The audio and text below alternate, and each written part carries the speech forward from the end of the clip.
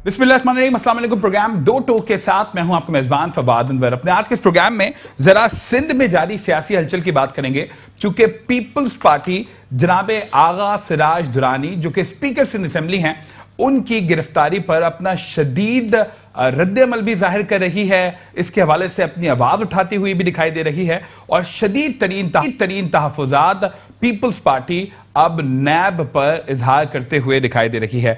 तो ये मामलात क्या कुछ हैं, ये इशारे जरूर पाकिस्तान पीपल्स पार्टी के कुछ अहम तरीन रहनुमाओं के मुख्तलिफ बयानात में दिखाई दे रहे थे कि गालिबन फरवरी का आखिरी महीना और मार्च जो है वो पीपल्स पार्टी के लिए और नून लीग के लिए खासा भारी होगा। तो क्या वाकई आइंदा आने वाले चंद दिनों में मजीद कुछ गिरफ्तारियों के इम्कानात हैं? क्या वाकई जो आगा सिराज दुरानी को गिरफ्तार किया गया, गिरफ्तारी ही मामलात की असल जो है वो इस पूरे मामले का सलूशन थी, या तो अगर वो इंटेरोगेशन में ताउन कर रहे थे तो एक स्पीकर सिंध असेंबली को इस तरह गिरफ्तार किया जाना क्या वाकई दुरुस्त अमल है या नहीं? और इससे जुड़े कई अहम सवालात हैं जिनके बारे में आज अपने इस प्रोग्राम में हम गुफ्तगू करेंगे। तमाम तरह इशूज पर दो टोक गुफ्तगू करने के लिए स्टूडियोज में हमारे साथ मौजूद हैं जनाब GM जमाली साहब, आप जो कि सीनियर एनालिस्ट हैं, जर्नलिस्ट हैं और सदर हैं PFUJ के। सर बहुत बहुत शुक्रिया कि इस प्रोग्राम में अपना आप हमें देने जा रहे हैं। स्पेसिफिकली सिंध गवर्नमेंट के बारे में आज आपसे जरूर हम बात करेंगे। उनके साथ तशरीफ फरमाए जनाब इम्तियाज खान फरहान साहब जो कि सीनियर जर्नलिस्ट हैं और खास तौर पर अगर मैं इन इश्यूज की बात करूं और इसके अलावा सिंध गवर्नमेंट की परफॉर्मेंस की बात करूं तो इसको बड़ी बारीक बीनी से परखते हैं और दो टोक गुफ्तगू करते हैं। सर बहुत बहुत शुक्रिया कि इस प्रोग्राम में आप हमारे साथ मौजूद हैं। गो के आप दोनों का ही एक कॉम्बिनेशन ऐसा बन जाता है कि उसके ऊपर एनालिसिस जो है वो बड़ा दो टोक हो जाता है। गुफ्तगू का आगाज जमाली साहब मैं आपसे कर लेता हूं। मुझे बताइएगा कि आगा सिराज दुरानी साहब की गिरफ्तारी को आप पीपल्स पार्टी के लिए किस हद तक सियासी तौर पर थ्रेट समझ रहे हैं? गो के जरदारी साहब ने भी निहायत अहम प्रेस कॉन्फ्रेंस की, सिंध से रिलेटेड जो मुख्तलिफ मिनिस्टर्स हैं, जो पीपल्स पार्टी के रिप्रेजेंटेटिव्स हैं, उन्होंने बहुत ही एग्रेसिव अपना एक स्टेटमेंट इसके हवाले से रखा है। सर बिस्मिल्लाहिर्रहमानिर्रहीम। सबसे पहले तो देखें, जिस तरह नैब ने आज आगा सिराज दुरानी को गिरफ्तार किया है, वो एक सूबे की असेंबली के स्पीकर हैं और उस असेंबली के स्पीकर हैं जिन्होंने पाकिस्तान को जन्म दिया है। पाकिस्तान की जो बुनियाद है वो सिंध असेंबली की करारदाद से वजूद में आई थी। चूँकि स्पीकर हैं, एक बड़े मनसब पर हैं, तो इस तरह जो तरीक़ेकार है नैब का, देखें अगर करप्शन का केस है या उन्हें अरेस्ट करना है तो हमें उनकी गिरफ्तारी से कोई मसला नहीं है, लेकिन जो तरीक़ेकार इख्तियार किया गया है नैब की तरफ से वो नामुनासिब है कि वो किसी तकरीब में इस्लामाबाद गए हुए हैं, वो कोई भाग नहीं रहे। अगर आपको कोई ख़तरा है तो उनका नाम ECL में दे दें। और सिटिंग स्पीकर हैं।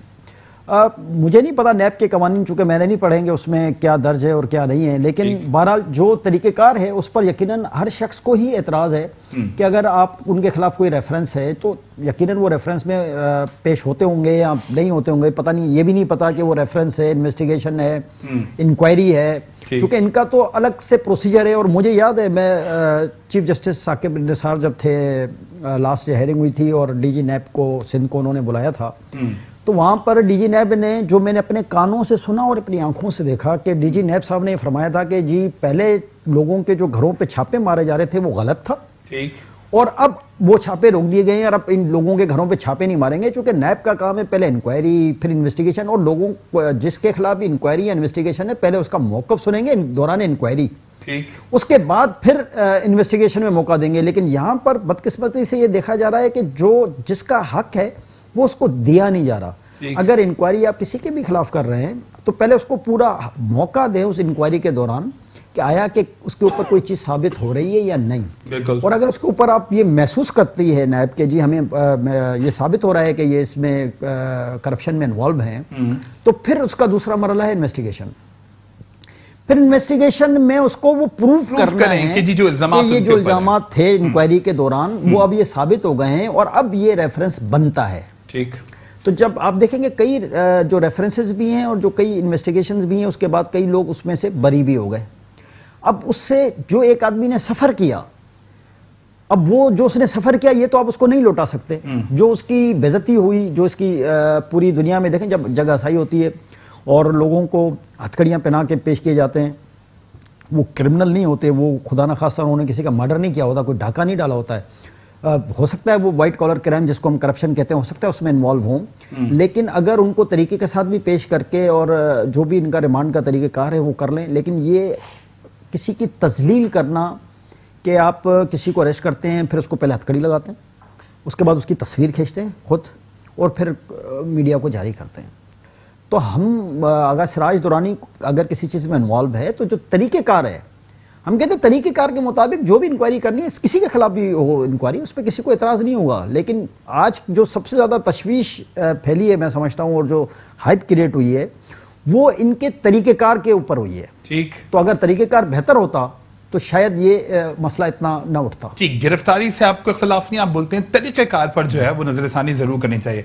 फरहान साहब, आप सबसे पहले तो बताइएगा कि जीएम जमाली साहब की बात को सेकंड करेंगे या तो आप भी वो हमारे प्राइम मिनिस्टर साहब वाली सोच रखते हैं कि जो कोई भी करप्ट है उसके खिलाफ हम कोई समझौता नहीं करेंगे और सबके साथ जो है वो यकसा कार्रवाई की जाएगी? सर बिस्मिल्लाहिर्रहमानिर्रहीम, पहले तो जमाली साहब ने जो कुछ बात की है बिल्कुल सही है। अच्छा, लेकिन जो प्राइम मिनिस्टर की बात की है, अगर वो इतने दावेदार हैं तो फिर आगाज़ अपने आप से करें, छोड़ें, पहले रिज़ाइन करें प्राइम मिनिस्टरशिप से और कहें कि पहले मुझे क्लियर करो, हर केस से क्लियर करो और मेरी तमाम टीम को क्लियर करो, फिर तो बात समझ आती है। देखें, अलीमा खान साहिबा भी हमारे लिए काबिल एहतराम है, बहन है हमारी, लेकिन क्या उनमें ये तरीक़ेकार फॉलो किया गया? क्या ये तरीक़ेकार इख्तियार किया गया कि जनाब आमदनी से ज़ायद असास हैं तो पहले गिरफ्तार किया जाता, फिर उनके लिए चालान पेश किया जाता, फिर उनको मौका दिया जाता वजात का? वो सारी की सारी चीज़ें अब अगर ये अदालत पे रखेंगे तो अदालत में भी नेब पेश हुई थी, अदालत में भी नेब ने दलाइल दिए थे, तो वहाँ दलाइल डिफरेंट क्यों थे, दूसरी जगह से क्यों थे? मैं बल्कि जमाली साहब से थोड़ा सा और आगे की बात करूँगा कि आज वफाक फेडरेशन ऑफ पाकिस्तान एक मरतबा फिर सवालिया निशान बन गई कि पाकिस्तान जो वफाक है जिसकी 4 इकाइयाँ हैं, सिंध, बलूचिस्तान, पंजाब, खैबर पख्तूनख्वा और उनका दारुल हुकूमत इस्लामाबाद, और वहाँ पर एक उस असेंबली के स्पीकर को गिरफ्तार किया गया, मैं कहता हूँ धोखा देके गिरफ्तार किया गया, और वो किसी तकरीब में थे कि जिस सीट पर हजरत कायदे आजम बैठा करते थे उस नशिस्त पे बैठते थे वो। अच्छा, उन्होंने करप्शन की है या नहीं की है, ये क्या मामला है, उस पर कोई भी नहीं आ रहा। जैसे जमाली साहब ने कहा, हम भी नहीं बीच में आ रहे, लेकिन आप साबित करेंगे पहले, साबित हो। एक तो ये हमारे यहाँ नेब जो है, नेब का जो लॉ है, मैं समझता हूँ कि नवाज शरीफ ने नहीं किया, खुद भुगत रहे, बिल्कुल, और ये तहरीक इंसाफ भी भुगतेगी और बहुत जल्द भुगतेगी। उसकी वजह यह कि ड्रैकोलियन लॉ इसको आप कह सकते हैं। दो चीजें इनके पास बहुत जबरदस्त हैं। एक तो ये कि जनाब आमदनी से ज्यादा सास है, बिल्कुल, अब मेरे जैसे को पकड़ने के जनाब आपने ये मोटरसाइकिल जो रखी हुई है, नए मेक की है, नए मॉडल की है, कैसे आपकी आमदनी से ये मसला, अच्छा मैं साबित भी कर दूं तो मुझे उसमें साल लगाएंगे ये, ठीक है। दूसरा इनके पास ये है कि गिरफ्तार करते हैं पहले, सबूत बाद में इकट्ठे करते हैं, और ये सारी चीजें करके इस वक्त पूरे पाकिस्तान में और खासतौर पर सिंध की जेलों में कितने ही ब्यूरोक्रेट, कितने ही पॉलिटिशियन, बिजनेस कम्युनिटी से ताल्लुक रखने वाले लोग ऐसे हैं जिनके खिलाफ 2-2 साल हो गए, 1-1 साल हो गए, ये रेफरेंस नहीं इन्होंने पेश किया। अगर ये कानून की बात करते हैं, मेरा क्लेम है जावेद इकबाल साहब के ऊपर जो चेयरमैन नेब हैं, मैं ये कहता हूं कि इनके पास आमदनी से जायद असासे हैं, करें इंक्वायरी, करवाएं इंक्वायरी। यानी मैं कह सकता हूं ना, हर आदमी कह सकता है कि जनाब मेरे खिलाफ भी कोई कह सकता है, तो पहले साबित होगा ना, पहले आप साबित करेंगे। मिसाल के तौर पे हमारे निगरान वजीर आजम थे जो इस वक्त जो गए, जो जस्टिस थे, उनकी कितनी प्रॉपर्टी आई है, और ज्यादातर उनके घर वालों के नाम पर थी। अगर ये किसी पॉलिटिशियन के नाम पे होता, अगर ये इस तरह का सिस्टम होता तो इंक्वायरी शुरू हो जाती, बाद में शुरू हो जाती, पहले शुरू हो जाती। देखिए, जब आप थोड़ा सा एक्सेस करते हैं, ये एक्सेस नहीं, ये बहुत ज्यादा एक्सेस हो रहा है। आपने फेडरेशन को एक नुकसान पहुंचाने की कोशिश की है। देखिए, स्पीकर फर्स्ट टाइम पाकिस्तान में हुआ है कि कोई स्पीकर इस तरह यानी कि सिटिंग हो, अरेस्ट किया गया हो।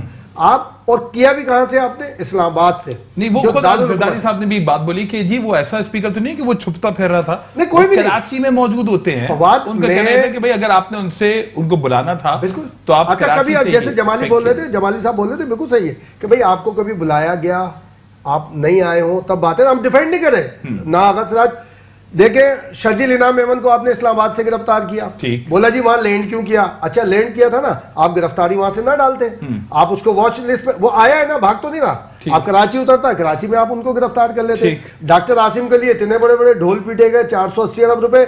अब नेब से कोई नहीं पूछा भाई रेफरेंस और इसके आगे गवाहान को क्यों नहीं पेश कर रहे आप? अब देखें वो तो स्पीकर तो एक अलग बात है फवाद, मेरे जैसा आदमी भी कोई भागेगा थोड़ी कहीं, अगर आपको रिक्वायर्ड है आप जब चाहे पकड़ सकते हैं अच्छा अगर भाग भी गए तो भाई इंटरपोल है ना, इंटरपोल से क्यों लड़ाते? इसाक डार के लिए आप कुछ नहीं कर पा रहे, इसाक डार के लिए कोई ऐसी बात नहीं कर पा रहे, वो चले भी गए। मुशर्रफ साहब कहाँ गए? मुशर्रफ साहब के वारंट कहाँ गए? मुशर्रफ साहब की चीजें जिसके लिए इतना ढोल पीटा जा रहा था कि जनाब, और आर्टिकल 6 में आर्टिकल 6 का पाकिस्तान में सिर्फ एक मुल्जिम है जिसका नाम है परवेज मुशर्रफ साहब के बारे में। ठीक है तो भाई आपने इतने निकाले, फिर लाए ना उनको भी लाए। ठीक सर, रिजवानी साहब मैं आपसे जानने की कोशिश करूंगा, आप दोनों ये बार बार इस चीज पे एम्फेसिस कर रहे हैं कि जी एहतसाब का अमल होना चाहिए, लेकिन देखें जो हमारे यहाँ जो मामलात रहे हैं, जो रवैये खास तौर पर पॉलिटिशियंस के रहे हैं कि जब भी एहतसाब की बात की जाती है हम ये बोलते हैं कि जी 70 साल से इस मुल्क को लूटा जा रहा है, लेकिन जब एहतसाब की बात होती है तो जी सब यक जान यक जबान हमें दिखाई देते हैं कि जी ठीक है हमें जो है वो सिंगल आउट किया जा रहा है, हमें आइसोलेट किया जा रहा है। कोई कहता है जी हमें दीवारों से लगाया जाता है, कोई ये तक भी कह देता है कि जी हमें दीवारों में चुन दिया गया। तो ये क्या वाकई ऐसा है या तो सिर्फ अपनी सेफ्टी के लिए भी जो हमारे सियासतदान हैं वो ये जुमले अदा करते हैं? सर देखें यहाँ पर हमारी बदकिस्मती यही है कि जहाँ इंसाफ होना चाहिए वहाँ इंसाफ नहीं है, जहाँ कानून की अमल दरामद होना चाहिए वहाँ उसकी अमलदारी नहीं है। यही बदकिस्मती है एक्चुअल के इंसाफ होता हुआ नजर आए। अब आप ये देखें कि किसी को भी जिस तरह ये पकड़ा है, तो वो जो अलीब खान को उन्होंने पकड़ा था बिल्कुल सीनियर वजीर पंजाब के नैब ने, हम उसके भी खिलाफ हैं कि देखें एक आदमी आपके पास, आप उसे बुला रहे हैं, वो आपके पास आ रहा है और ताउन कर रहे हैं, और आपको जितनी जो चीजें आपकी रिक्वायरमेंट हैं, जो आप उससे मांग रहे हैं वो आपको बता रहा है। ठीक, तो फिर गिरफ्तार करके जेल में डालना ही क्या जरूरी है? हाँ, अब जब वो चीजें आप बता रहा है और आप कॉन्फिडेंट हैं कि जी अब मिसाल के तौर पे आपने अलीम खान साहब को पकड़ा और वो अदालत से बाइज्जत बरी हो जाते हैं, फिर क्या होगा? तो जो उनकी रुसवाई हुई, जो उन्होंने वक्त जेल में दिया, अपनी फैमिली से अपने दोस्तों से वो अलहदा जुदा हो गए, जेल में जो जेल तो जेल है ना, चाहे कोई भी फैसिलिटी हो तो जेल होती है। ठीक, तो वो उनका वक्त वापस कौन लौटा के देगा उनको? क्या वो नैब लौटा के देगी या कोई भी इदारा? हमारा ये कहना है कि आप जब लोग या तो भाग जाते हैं जो, फिर तो बात समझ में आती है कि जैसे फरहान साहब ने कहा कि इंटरपोल आजकल तो माशाल्लाह इंटरपोल इतना एक्टिव है कि आपको सऊदी अरब से भी लोग दे देती है, दुबई से भी दे देती है, अमेरिका से और किस किस ममालिक से लोग आए हैं ना, इसमें कोई शक की गुंजाइश तो नहीं है। तो अगर कोई इस तरह का वाकया रूनुमा हो भी जाए, या अगर आपको ये खौफ है तो उनका नाम ये जेल में डाल दें, और अगर इस तरह का आप हो कि जी हम नहीं ला सकते हैं, तो फिर वो बताया जाए कि फिर इसका मतलब कि आपकी इंटरपोल में जो फिर बाकी लोग जिनको लाना चाहते हैं वो कैसे आ गए? तो यहाँ पर सवालिया निशान आप अपने लिए खुद बना रहे हैं। हम कहते हैं इंसाफ करें सबके साथ, किसी सियासी जमात का कोई भी अफसर हो, कोई भी अफसर हो। देखें बहुत सारे, जिस तरह फरहान साहब ने बात की ना कि बहुत सारे अफसर जेलों में बंद हैं, इसमें कोई शक नहीं है कि सालों से बंद हैं, और एक जो है उनकी हेयरिंग है वो 3-3, 4-4, 6-6 महीने में होती है। अब ये बताएं कि वो नेचुरल है कि उनकी जमानत भी नहीं हो पा रही, चूंकि नैब के केसेस पे अदलिया का थोड़ा सा ताउन जरा दूसरी तरफ है। तो कैसे मकसद वो क्या करें, अपनी आवाज़ किसको बताएं? फिर अप्रूवलिंग अथॉरिटी देखा जाता है, अब क्लर्क से लेके और सेक्रेटरी सतह के अफसरान जो है वो बंद हैं। अब आप बताएं कि मगर यहाँ पे लॉ में नजर नहीं आता ना कि अगर किसी ने फाइल पुटअप करना कोई जुर्म तो नहीं है, उसका काम है। अगर वो नौकरी पे है, किसी भी पोस्ट पे बैठा हुआ है, वो किसी तो के भी पुटअप करना उसका काम है, बुनियादी जिम्मेदारी है। देखा यह जाता है कि अप्रूवलिंग अथॉरिटी कौन है। बिल्कुल, तो अगर एक्शन कोई भी होना होता है तो अप्रूवलिंग अथॉरिटी के खिलाफ होता है। लेकिन यहां हमें थोड़ा सिस्टम चेंज नजर आया कि नीचे से लेके ऊपर तक, चूंकि वो जो आईओज हैं वो या तो इतने ट्रेंड नहीं है, उन्हें मालूम ही नहीं है कि इन्वेस्टिगेशन किस अंदाज से होती है, केस कैसे बनता है। कुछ रिटायर लोग उन्होंने हायर किए हुए हैं, वो यहीं से सूबे के लोग हैं, वो यकीनन किसी न किसी के साथ दुश्मनी है, अब वो उसको कर देते जी अच्छा उसका भी नाम डाल दें।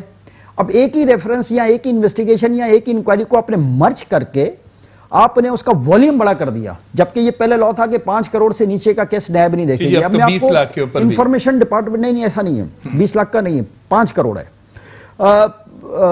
एजुकेशन डिपार्टमेंट में ऐसे भी लोग थे जिनमें एक के ऊपर 5,000 का केस है, एक ऊपर 10,000 का केस है, 20,000 का केस है, किसी के ऊपर होता ही है कि इकट्ठा करके उसका वॉल्यूम, फिर ये अज्यूम करते हैं कि ये जो करप्शन है ये मिल मिला के 50 करोड़ की हो गई, ठीक है, 1 अरब की हो गई। अब 200 लोगों को आपने लपेट दिया जिनके हिस्से में 5-5, 10,000 में, चूंकि एजुकेशन डिपार्टमेंट में बहुत से लोग आके यही रोए थे कि जी हमारे अकाउंट में 5,000 रुपए आए, और लेकिन चूंकि 100, 200, 300 लोगों का केस बना दिया गया तो उसका वॉल्यूम जो है रकम का बढ़ा दिया गया। अच्छा, फिर उसको ये रिकवरी शो करते हैं, अगर 5-5 हज़ार रुपए, 10-10, 20-20, 50,000 किसी ने दिए, 2-4 लाख दिए, तो उसको ये रिकवरी इतनी बड़ी बता देते हैं कि जी ये केस हुआ और इतनी बड़ी रिकवरी हुई है। तो बेसिकली वहाँ पर नैब के जो भी करते धरते हैं उनको ये चाहिए कि पहले तो जो अफसरान हैं उनको ट्रेंड करें, उनकी ट्रेनिंग्स करवाएं कि ये इन्वेस्टिगेशंस, इंक्वायरीज कैसे होती हैं। ठीक है। अब आप किसी को किसी के साथ भी उठा के मर्ज कर देंगे, मैं तो कहता हूँ फिलहाल वो सफर तो करेगा ना। आप ये कहते हैं कि जी जो टाइम उसका जाया गया उसका जिम्मेदार कौन है, ये बड़ी इंपॉर्टेंट बात है सर। बड़ी आप लोग इनसाइड भी रखते हैं, काफी ज्यादा खबरें भी रखते हैं। ये पीटीआई के लीडर्स खास तौर पर स्पेसिफिकली मार्च के महीने को बड़ा भारी करार दे रहे हैं और फरवरी के आखिर से कहा जा रहा था कि जी बड़े मामला डिफरेंट हो सकते हैं। स्पेसिफिकली सिंध की अगर बात करें तो सिंध के अंदर कोई हलचल की खबरें और दीगर खबरें आ रही थी, तो वो हलचल यही है, अभी मजीद हलचल जो है और उसकी भी खबरें आपके पास हैं, जरा 2 टोक खबरें दीजिएगा। जी नहीं देखें, जाहिर है कि हम और आप इसी शोबे से वाबस्ता हैं, और ये जो बात की है जमाली साहब ने, देखें नेब अफसरान को क्यों नहीं पूछती, अदालत क्यों नहीं पूछती, हुकूमत क्यों नहीं पूछती, उनके लिए सो मोटो क्यों नहीं होता कि जब एक्ट में एक टाइम दिया गया है चालान पेश करने का, उस टाइम के दौरान चालान क्यों नहीं पेश करते ताकि उस पर केस चले। सालों सालों वो चालान नहीं पेश करते। और दूसरी जो मार्च वाली बात की, मैं उसको इस तरह से लेता हूं कि मार्च का महीना खुद पीटीआई के लिए भारी हो सकता है। अच्छा, बिल्कुल हो सकता है। देखिए पॉलिटिक्स में हर चीज पॉसिबल है। खबरें क्या है, मैंने तो आपसे खबरों की बात की। खबरें देखिए, खबरें क्या वाकई पीपल्स पार्टी के एंटी इस वक्त आपके पास भी आ रही हैं या मामला कुछ और भी आपके पास है? देखिए दोनों किस्म की आ रही हैं, दोनों किस्म के मामला आ रहे हैं कि जी पीपल्स पार्टी पे हाथ, ये भी हो सकता है बिलावल भुट्टो ने अमेरिका के विजिट के दौरान जो वहाँ थिंक टैंक से मुख्तलिफ उधर बातचीत की, उसमें उन्होंने जो मीडिया टॉक की उसमें उन्होंने कहा कि जनाब मुझे मालूम ही नहीं है, मेरे खिलाफ इंक्वायरी भी हो गई, मुझे बुलाया नहीं गया, मेरा मौक़िफ़ नहीं सुना गया, और मुझे एक्यूज बना के उसमें बोलते हैं कि जी, और मैं उसके अगेंस्ट सुप्रीम कोर्ट में गया हूँ, और जज साहब ने कुछ और रिमार्क्स दिए, जो फैसला लिखा हुआ आया उसके अंदर वो चीज़ ही नहीं थी। उन्होंने बोला रिमार्क्स थे, तो रिमार्क्स पे तो यहाँ तो पता नहीं क्या कुछ हो जाता है रिमार्क्स पे। तो वो एक बड़ी पार्टी का चेयरमैन है वो, और वो चेयरमैन है जो अभी आया है, जिसने 1.5-2 साल में अपनी पॉलिटिक्स का आगाज किया है। तो अगर उसके अगेंस्ट भी इस किस्म के मामला हैं तो इसका मतलब सही कहा जा रहा है कि नेब को विक्टिमाइज करने के लिए इस्तेमाल किया जा रहा है। अच्छा। और नेब को सारी चीजें, चीफ जस्टिस ऑफ पाकिस्तान जो इन्होंने बताया जमाल साहब ने, बिल्कुल सही बात है, वहाँ माजरत की उन्होंने कितनी मरतबा सरजनिश की है चीफ जस्टिस ने नेब के चीफ को कि जनाब जब आपके पास सॉलिड एविडेंस हो, जब आप उनको बुलाएं, अरेस्ट करें या कुछ हो। इस बात में उन्होंने एश्योरेंस भी दी कि हाँ जी होगी। तो भाई नेब की इंक्वायरी कराची में हो रही है, गिरफ्तारी वहां पर हो रही है। ये बिल्कुल ऐसे ही है कि इमरान फारूक का कत्ल लंदन में हो और उस वक्त के चौधरी निसार जो अब पता नहीं कहाँ है, उस वक्त भी हम बात करते हैं, इसलिए नहीं कि चौधरी निसार उस वक्त भी हमने बात की थी, उस वक्त वजीर दाखिला मर्डर हो रहा है वहां पर लंदन में, एक्यूज जो पकड़े गए उनका ताल्लुक है कराची से, एफआईआर कट रही है इस्लामाबाद में, और एफआईआर कौन काट रहा है? एफआईए। दुनिया की हिस्ट्री में, मैंने तो बैरिस्टर साहिबान थे उन तक से बात की, उन्होंने कहा दुनिया की हिस्ट्री में ऐसा मुकदमा अजीब होगा नहीं देखा। और अब ये कराची उसमें देखें कि कराची इंक्वायरी कर रही है, नेब वहां पे। तो भाई अब क्या मैसेज देना चाह रहे हैं? सही है मैसेज, तो इसका मतलब है कि इस्लामाबाद कोई छोटे सूबे के लोग ना जाए, कोई भी जाएगा इस्लामाबाद में गिरफ्तार। तो भाई कहां गई स्टेट की रिट? कहां गई स्टेट की रिट? क्या इस्लामाबाद में सिर्फ? ठीक है, अब ये नैब के हवाले से खुसूसी तौर पर बात हो रही थी, एक ब्रेक के लिए मुझे कहा जा रहा है, ब्रेक की तरफ जाएंगे और ब्रेक के बाद ये जानने की कोशिश करेंगे कि आसिफ अली जरदारी साहब ने भी आज काफी एग्रेसिव प्रेस कॉन्फ्रेंस की, उसके हवाले से जरा अपने इस प्रोग्राम में जरूर हम बात करेंगे। एक ब्रेक, और ब्रेक के बाद प्रोग्राम का सिलसिला हम यहीं से कंटिन्यू। बहुत अफसोसनाक वाक़या हुआ है, ये मैं वाक़या समझता हूँ। एक पेनिटेंट यूनिट के असेंबली के स्पीकर को गिरफ्तार करना, मैं समझता हूँ इस नज़दीक से कोई ऐसा वाक़या नहीं मिलता, और ये फेडरेशन को बहुत बड़ी हिट की गई है और मैं कंडेम करता हूँ उसको। दूसरा ये है कि अगर ऐसी बात है कि एक और सूबे के स्पीकर के खिलाफ भी ऐसे ही चार्जेस है और उसके लिए सुप्रीम कोर्ट की भी कुछ वर्डिक है। अगर हम ये भी नहीं चाहते कि उस स्पीकर के खिलाफ भी इस किस्म की कार्रवाई की जाती, क्योंकि वो भी बहुत अफसोसनाक होती, मगर एक प्रोग्राम में आपको एक बार खुश आमदीद कहते हैं। सर, ये आपके सामने है और पीपल्स पार्टी का स्टांस यही है। अभी खुद मुर्तज़ा भी ये फरमाना है कि जी जो हमारे फोरम्स हैं उसके ऊपर पीपल्स पार्टी अपनी भरपूर आवाज उठाएगी। अब मैं आपसे ये जरूर जानने की कोशिश करूंगा जमाली साहब, ये ठीक है, कंडेम भी किया जाना चाहिए, मामलात को इस तरीके से होना नहीं चाहिए जो कि आप फरमा रहे हैं, जो कि फरहान साहब फरमा रहे हैं, लेकिन सर करप्शन तो हुई है ना सर। मतलब जो अंधी यहाँ पर मची रही गुज़िश्ता कुछ अदवार में, उसके हम भी जो है वो हमने भी वो देखा, फरहान साहब ने भी देखा होगा, गालिबन आपने भी देखा होगा। तो सर वो एहतसाब का अमल तो होना चाहिए ना। देखें फवाद, इसमें कोई शक नहीं है कि हम ये कहें कि करप्शन नहीं हुई है। और ऐसा कौन सा दौर है, आप अगर पिछले जब से ये पाकिस्तान बना है तकरीबन, अगर आप उस वक्त से देखें तो मुस्तकिल हर हुकूमतों में मुख्तलिफ नोयत की ये करप्शन होती रही है, चाहे वो किसी की भी हुकूमत हो। एहतसाब का अमल तो होना चाहिए ना। एहतसाब तो बिल्कुल होना चाहिए, लेकिन हम ये कह रहे हैं कि एहतसाब इंसाफ के साथ होना चाहिए। हमने ये नहीं कहा कि किसको पकड़ें और किसको नहीं पकड़ें, हम कहते हैं कि तरीक़ेकार और जो मौका होता है कि आपके देखिए एक दस्तूर है आपके मुल्क में, यहाँ बादशाह का सिस्टम तो नहीं है ना। अगर या तो आप एक काम करें कि चूंकि मुसीबत ये है कि तहरीक इंसाफ वालों को अभी तक ये समझ नहीं आ रही कि वो हुकूमत में है या अपोजिशन में है। अच्छा, जो उनके दोस्तों के बयानात हैं वो बहुत अजीब से होते हैं, जो हमारी अपनी समझ में नहीं आते हैं, कि चूँकि वो ये फील नहीं कर पा रहे कि वो वजारतों पर हैं या इम्पोर्टेंट ओहदों पर बैठे हैं। सिंध में मसला ये है कि पीपल्स पार्टी के मुकाबले में कराची से खासतौर पर MQM के कमज़ोर होने की वजह से PTI के कुछ दोस्त MNAs भी बन गए, MPAs भी मुंतखब हो चुके हैं, कुछ वफाकी वज़ीर भी हैं। अभी तक वो कहाँ गई इनकी बात, वो जो हलकों में चले आते थे और बातें करते थे। डिफेंस में 10-15 दिन से गैस नहीं है। प्रेसिडेंट ऑफ पाकिस्तान का हल्का है वो, लेकिन क्या प्रेसिडेंट ऑफ पाकिस्तान का एक जुमला आया अपने हल्के के बारे में कि मेरे हल्के के लोग गैस से रहते हैं वहां पर? जी गवर्नर साहब हमारे बात सिर्फ मकसद ये है कि पहले तो वो इन इशूज पर ऐसे बात करते थे और हम ये महसूस कर रहे थे कि ये आएंगे तो शायद ये हमारे मसाइल हल करेंगे।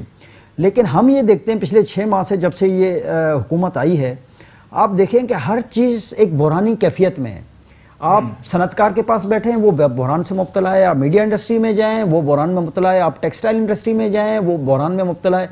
आप मजदूर को देखें, किसी होटल वाले को देखें, किसी रिक्शे वाले को देखें, किसी टैक्सी वाले को देखें, किसी हजाम की दुकान को देखें, मकसद कोई भी ऐसा बिजनेस नहीं है। आप रियल एस्टेट तबाह बर्बाद हो गया है, हजारों लाखों लोग। सिर्फ यही मसला है कि मैंने कहा इनके जो बयानात हैं, असल में प्रॉब्लम यह है कि अब इनको सिंध गवर्नमेंट में कोई शेयर नहीं मिल पा रहा इनके लोगों को।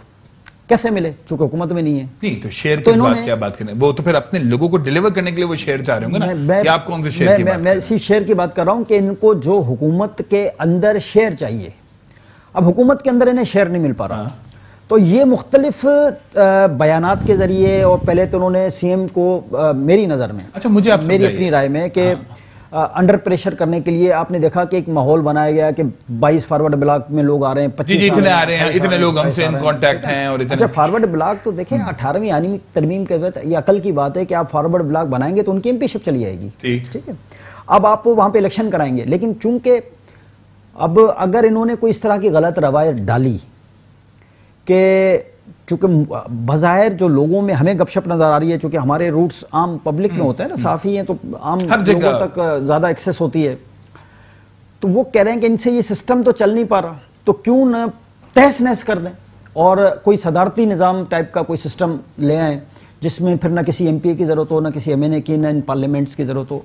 चूँकि जब पार्लियामेंट होगा तो उसको कानून के हिसाब से चलना होगा। उनको अपनी जो जब भी पार्लियामेंट में मुंतखब लोग बैठे होते हैं तो बहरहाल वो कुछ भी मैं दो टूक आपसे सवाल पूछूंगा, फिर ख्वाजा नवीद साहब भी हमारे साथ कॉल पर ही मौजूद हैं। मुझे ये बताइएगा, ये जो आप इतनी गुफ्तगू कर रहे हैं, आप PTI को हदफ तनकीद भी आपने बना दिया, सर ये नैब की बात और पीटीआई को मैं किस तरह से जोड़ूं? जब मैं पीटीआई वालों से पूछता हूं, वो ये बोलते हैं, खुद हमारे प्राइम मिनिस्टर साहब बोलते हैं कि जी we don't have any influence on NAB, और ये नैब जो कार्रवाइयां करता है ये मेरिट की बुनियादों पर कार्रवाई की जाती हैं। अगर आप कल्परेट हैं तो आपके खिलाफ कार्रवाई होगी, फरहान साहब अगर कल्परेट है तो इनके खिलाफ कार्रवाई होगी। मैंने आपसे पहले भी कहा कि हमें कार्रवाई पे एतराज बिल्कुल भी नहीं है। नहीं तो फिर नैब और पीटीआई को आप जोड़ रहे हैं? इसमें तो वो बैलेंस कर रहे हैं ना, जो बाजार लग रहा है। मैं तो वो कर रहा हूं, जो इंप्रेशन क्रिएट हो रहा है, अगर आप किसी भी जगह इस वक्त बैठे हैं तो एक इंप्रेशन क्रिएट हो रहा है कि जी चूंकि वहां पर नवाज शरीफ, शहबाज शरीफ अंदर थे, फिर वहां से सोने पे सुहागा पीटीआई के एक वजीर साहब को अंदर कर दिया जो खास दोस्त भी हैं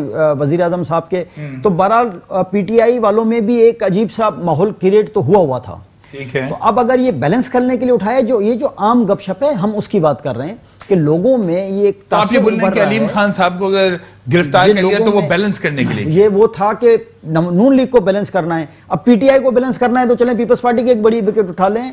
ये जिस जगह आज हमारे कोई प्रोटेस्ट भी थे मीडिया मालकान के खिलाफ, और कई जर्नलिस्टों से मुलाकात होती है, आम लोगों की मैं बात कर रहा हूं। आप ये कह रही हैं ये बात ज़बान ज़द ये बात आम होने लगी कि उसको बैलेंस करने के लिए अलीम खान को बैलेंस करने के लिए सिराज को। ठीक है, अब ये एक आम बात हो रही है ना, तो ये नहीं होनी चाहिए। हम कहते हैं कि इंसाफ के तकाजे पूरे करके आप कोई भी काम करें, और फिर जो है अक्रॉस द बोर्ड होना चाहिए। ठीक है, ख्वाजा नवीद साहब हमारे साथ मौजूद हैं। सर बहुत शुक्रिया कि इस प्रोग्राम में अपना कीमती वक्त आप भी हमें देने जा रहे हैं। सर ये फरमा दीजिएगा कि आगा सिराज दुरानी साहब की गिरफ्तारी को आप कैसा देखते हैं? हमारे साथ जीएम जमाली भी यहाँ पर मौजूद हैं, इम्तियाज खान फरहान साहब भी मौजूद हैं। वो ये दोनों कह रहे हैं कि जी ठीक है, एहतसाब का अमल जरूर होना चाहिए। अगर वो इंक्वायरी में किसी ताउन कर रहे थे तो इस तरीके से इस्लामाबाद से उनको गिरफ्तार किए जाना जो है, इस अमल को ये दुरुस्त नहीं समझते। आपकी इस बारे में क्या राय है? सर मेरी भी बिल्कुल यही राय है। देखिए बात यह है कि आगा सिराज दुरानी पहले 5 साल मिनिस्टर रहे हैं, उसके बाद फिर वो स्पीकर 5 साल रहे हैं, फिर ये अभी दोबारा स्पीकर हैं। इससे पहले भी ये इनके वालिद साहब स्पीकर रहे हैं। एक सिंध का बड़ा मुअज़्ज़ज़, बाइज्जत और सियासी खानदान है। कोई आगा सिराज दुरानी नए आदमी नहीं है, और ना वो तफ्तीश से भाग रहे थे। उन्होंने पिछले दौर में भी 3.5 साल कैद काटी थी। मैंने उनका केस बाइज्जत बरी करवाया उनका, और नैब कोर्ट से ही बरी हुआ था। तो बात यह है कि कोई भागने वाले नहीं है। अगर वो जेल में जाना है तो जेल जाने के लिए तैयार है, कोई इन्वेस्टिगेशन है इन्वेस्टिगेशन के लिए तैयार है, और इंक्वायरियां वो ऑलरेडी अटेंड कर रहे थे। सही। तो बात यह है कि जिस तरह दूसरे लोगों को सहूलत दी हुई है, असल में केस क्या बनाया उन्होंने? असासों का।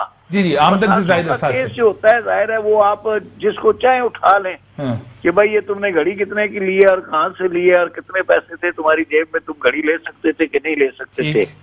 तो ये तो मतलब कोई केस ना हुआ।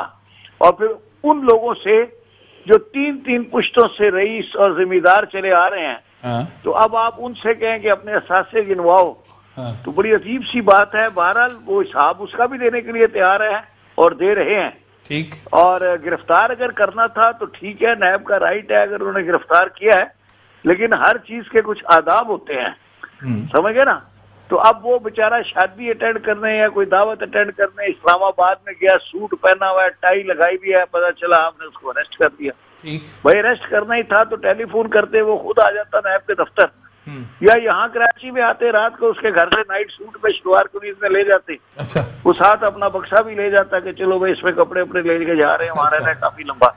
अच्छा। तो ये तो कोई तरीका नहीं है कि अच्छा मुझे बताइए, नैब के अभी हवाले से हम यहाँ पर गुफ्तगू कर रहे थे, ये जो मामलात हैं गिरफ्तारी अमल में कब आती है? यानी कि जब मेरे बारे में अगर लेट सपोज कोई चीज प्रूव हो जाएगी तब मुझे गिरफ्तार किया जाएगा और फिर इंटेरोगेट किया जाएगा, या तो फिर अगर मैं इंक्वायरी मैं ताउन भी कर रहा हूँ, तमाम सवालात के जवाब भी दे रहा हूँ, तो उस वक्त भी गिरफ्तारी हो सकती है? क्या मामलात है सर? फवाद बात यह है कि क्रिमिनल केस जो होते हैं ना, वो 2 तरह के होते हैं। एक होते हैं कॉग्निजेबल ऑफेंसेस, एक होते हैं नॉन कॉग्निजेबल ऑफेंसेस।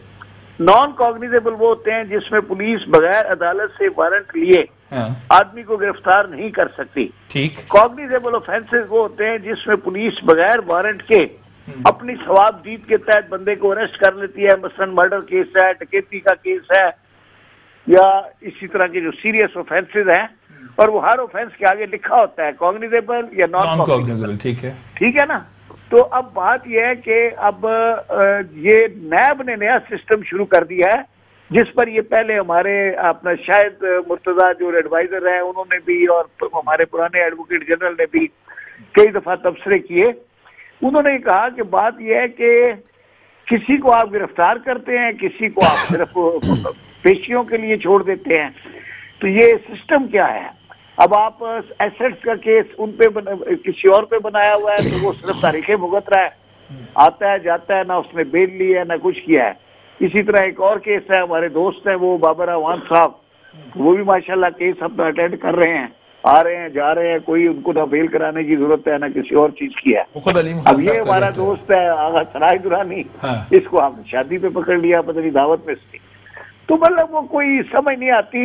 हालांकि चेयरमैन साहब हमारे सुप्रीम कोर्ट के चीफ जस्टिस रहे हैं और बड़े काबिल आदमी हैं, मैं उनकी हमेशा तारीफ करता हूं, बल्कि जब उनको अपॉइंट किया था मैं कॉलम भी लिखा था तारीफ में, बहुत अच्छे आदमी हैं। लेकिन अब ये नीचे वाले लोग पता नहीं उनके नॉलेज में है कि नहीं है, या है तो फिर ये क्या क्राइटेरिया है हमें समझ नहीं आया। नहीं, कानूनी तौर पर आप ये समझते हैं कि शेल्टर हासिल है, नैब जो इस तरह की कार्रवाई कर रहे हैं? क्योंकि आज भी इतलात थी कि जब आगा सिराज दुरानी साहब को गिरफ्तार करने का प्रोग्राम बनाया गया तो चेयरमैन नैब की बाकायदा तौर पर ये नॉलेज में भी था और उन्होंने खुद इसके वारंट पर दस्तखत किए। साइन जो है वो चेयरमैन साहब खुद करते हैं। बिल्कुल बिल्कुल, ये वाहिद मतलब कानून है जिसमें चेयरमैन साहब के सिग्नेचर तो उन्होंने किया जारी होता है। लेकिन अब हमें ये नहीं पता कि क्राइटेरिया क्या है। अच्छा, कॉग्निजेबल और नॉन कॉग्निजेबल अपनी समझ में अभी तक नहीं आया नैब के केसों में कि किसी केस में कॉग्निजेबल है, किसी में नॉन कॉग्निजेबल है। तो बहरहाल अभी आगा साहब पकड़े गए हैं, उनको ला रहे हैं कराची, फिर सुबह पेश करेंगे, कल तो मेरे ख्याल में नहीं करेंगे, ये हम चेक कर लेंगे सुबह कोर्ट में, फिर यहाँ की अदालत में आ जाएगा रिमांड और इंशाल्लाह फेस करेंगे, कोई परेशानी की बात नहीं है। अच्छा, लेकिन जो किया है वो गलत किया है। अभी सुना है उनके घर पे रेड हो रहा है और जी वो बकायदा हो चुका है और फिर वहां पर से कुछ अहम फाइल्स भी कब्जे में ली गई।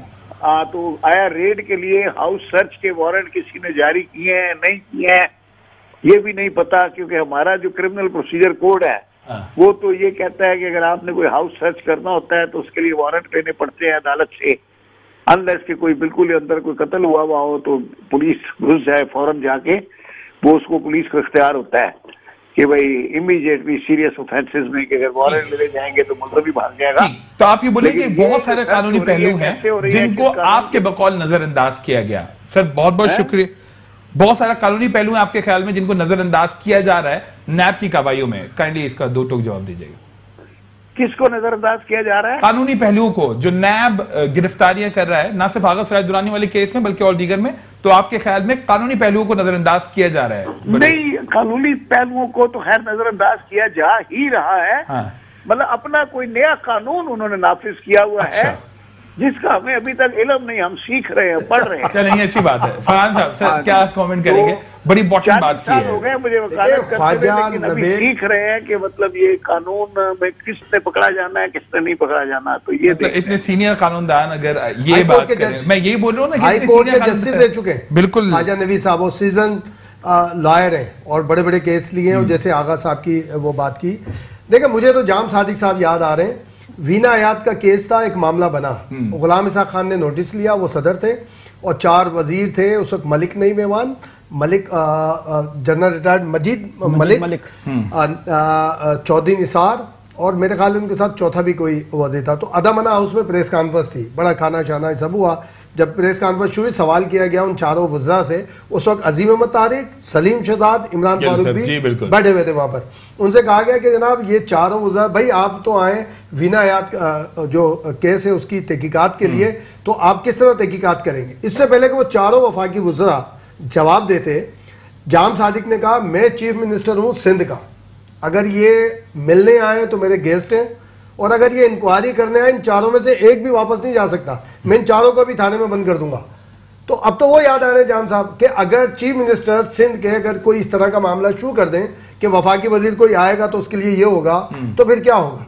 यानी मामला गलत की तरफ जाएंगे ना। जैसे नवीद साहब फरमा रहे हैं कि जनाब आपने भाई करें, कौन मना कर रहा है, आप घर पे छापा भी मारे, लेकिन तरीका तो फॉलो करेंगे ना। और कोई इतना, मैं समझता हूँ कोई इतना बेवकूफ नहीं होगा अगर उसने कुछ किया हुआ है कि वो गिरफ्तार हो गए वहां पर और वो कहेगा जनाब ये फाइलें अभी जब आएंगे नेब वाले, नेब वाले नाअहल तरीन अफसरान इस वक्त, उनके पास ये इख्तियार दे दिया है नेब एक्ट ने कि जनाब अगर फवाद को पकड़ लिया है, फारहान को पकड़ लिया है, जमाली को या किसी को पकड़ लिया है तो बारे सबूत मुलजिम के सर पर है, इसलिए वो अंगड़ाइयां लेते रहते हैं, आते हैं वो पता नहीं क्या क्या माजूरात पेश करते हैं, जनाब ऐसे हो गया, वैसे हो गया, वैसे हो गया। अब आप साबित करें कि जनाब ये आपके पास ये घड़ी कहां से आई, जैसे ख्वाजा नवीद साहब फरमा रहे थे। खुदा के लिए आप बिल्कुल एहतसाब होना चाहिए, लेकिन एहतसाब के नाम पर स्टेट के खिलाफ काम ना करें। खुदा के लिए अगर स्टेट के खिलाफ इस तरह की एक्टिविटी होगी और ये सारी चीज होगी कि तो बंदा केस रजिस्टर्ड यहां पर है, आप इस्लामाबाद से पकड़ ले, आहिस्ता आहिस्ता कहां जाएगा मामला, किस तरफ जाएगा? अगर आप ये समझ रहे हैं कि जी अकाउंटेबिलिटी के नाम पर पीपल्स पार्टी या नून या किसी को आप साइडलाइन करें तो ये बेहतर नहीं, ये गलत है। ठीक है जमाली साहब, सर मैं क्योंकि वक्त बिल्कुल खत्म हो गया, मुझे आप द क्लोजिंग स्टेटमेंट में आपकी तरफ से भी लेना चाहूंगा कि क्या वाकई एहतिसाब सबका हो रहा है? जिस तरीके से कहा गया था कि अगर नया पाकिस्तान बनेगा तो सबसे बड़ा नारा रहता है कि करप्शन के खिलाफ हम एक कैंपेन करेंगे और जिसने इस मुल्क को लूटा है, भले वो सियासतदान हो, भले वो जर्नलिस्ट हो, भले वो जज हो या जर्नल हो, सबके खिलाफ कार्रवाई की जाएगी। तो आपको नजर आ रहा है क्रॉस द बोर्ड ये 6 महीने हो गए इस हुकूमत को और तकरीबन कोई 600 के लगभग इन्होंने यूटर्न मारे हैं। नहीं वो तो पॉलिसी आ गई ना, एक लीडर की क्वालिटीज में से वो यूटर्न, तो आप यूटर्न मार रहे हैं वाली अब तो बात नहीं कर सकते। अब तो जो सिग्नल लगे प्रॉब्लम ये है कि मैंने कहा ना कि ये अभी तक ये समझ नहीं पा रहे हैं कि ये हुकूमत में या अपोजिशन में, चूंकि जो इनकी लैंग्वेज आती है, जिस अंदाज में ये बात करते हैं वो हुकूमत नहीं करती है। हुकूमत बहुत तहम्मुल से की जाती है और तरीक़ेकार के मुताबिक चला जाता है। ठीक, इनके जितने, मैं तो कहता हूँ ना कि हम तो ये सोच के हमने यकीन माने कि हमने बहुत सपोर्ट भी किया, ऐसा नहीं है कि नहीं किया सपोर्ट इनको, सिर्फ इसलिए कि हवा बनी हुई थी कि ये नया पाकिस्तान लाएंगे और हम ये समझ रहे थे कि हमारे मसाइल हल होंगे। नहीं, आप लोगों के मसाइल और हल नहीं हुए, आप तो रोजाना ही धरने दे रहे हैं, कभी किसी के आगे से माइक उठा रहे हैं, कभी किसी के आगे से माइक उठा रहे हैं। चूंकि आप देखें सबसे ज्यादा मीडिया ने, जमाली साहब अच्छी शूटिंग करके और जलाते हैं। अच्छा सबसे अच्छी जो सपोर्ट थी इनको वो मीडिया के कॉर्नर से की गई थी। ठीक है, लेकिन बहुत अफसोस होता है जब फवाद चौधरी के जो वफाकी वज़ीर इत्तलात है उनके इस तरह के मीडिया के हवाले से बयानात आते हैं, तो हम तो हैरान हैं कि अब तक इमरान खान साहब को खुद क्यों नजर नहीं आ रहा, वो खुद क्यों नहीं एक्शन ले रहे, वो अपनी टीम खुद क्यों नहीं बना सके, वो किस चीज का इंतजार कर रहे हैं। 3 महीने में इन्होंने कहा था कि हम आपको रोड मैप दे देंगे, आपको चेंज नजर आएगा। जी बिल्कुल, हाँ चेंज हमें नजर आया। मीडिया तबाह हो गया, रियल एस्टेट तबाह हो गया, टेक्सटाइल तबाह हो गया, ये हमें चेंज ना, जो करोड़ लोगों को नौकरियां देंगे, तो इस वक्त एक रफ आइडिया के मुताबिक 40-50 लाख लोग बेरोजगार हो चुके हैं। 1 करोड़ और मजीद जो है, जो अभी टाइम जैसे जैसे गुजरता जा रहा है, चूंकि हर बिजनेस से कई इंडस्ट्रियां वाबस्ता थी, अब वो उन सारी इंडस्ट्रीज का हाल बुरा हो गया है। अब ये कब ठीक होगा? हम तो दुआ कर सकते हैं कि चूंकि हम पाकिस्तानी हैं तो हमारी तो ख्वाहिश है कि पाकिस्तान मजबूत हो। लेकिन आपका भी कहना यही था और आपका भी फरहान साहब कहना यही था। चलते सिर्फ एक बात मुझे इजाजत दे दें quickly sir, quickly. Sindh assembly का जो इजलास बुलाया गया है वो बहुत बड़ा सवालिया निशान है, क्योंकि सिंध असेंबली या किसी भी असेंबली का इजलास गवर्नर बुला सकते हैं या स्पीकर बुला सकते हैं। स्पीकर की गैर मौजूदगी में डिप्टी स्पीकर या नॉमिनी स्पीकर का पार्ट प्ले कर सकता है। इस वक्त स्पीकर ना रुखसत पर है, ना मुल्क से बाहर है, ना कुछ है, तो ये कैसे बुलाया जा सकता है? और ये बताया जाए कि स्पीकर के बगैर कैसे इजलास हो सकता है। और अगर इजलास हो तो मेरी पीपल्स पार्टी से दरखास्त है स्पीकर की चेयर खाली रख के असेंबली अपना एहतजाज आप भी बोला सर रिकॉर्ड करना चाहिए। थोड़ा सा मैं करेक्ट कर दूं फरहान साहब, नहीं वो तो असल में इजलास ऑलरेडी चल रहा है, नहीं और वो चल रहा था, it was due on that date, ये मुखर किया गया, बिल्कुल है। तो वो लेकिन ये स्पीकर ये एहतजाज का तरीका बता रहा है कि बोलना कि स्पीकर की कुर्सी आप खाली रखें, स्पीकर की कुर्सी खाली रखें। वो इनकी राय है। बहुत बहुत शुक्रिया फरहान साहब इस प्रोग्राम में अपने हमें दिया। जीएम जमाली साहब आपको भी शुक्रिया कि इस प्रोग्राम में आप हमारे साथ मौजूद रहे। प्रोग्राम दो टोक से फवाद अनवर को इजाजत दीजिए, अल्लाह ने के बाद।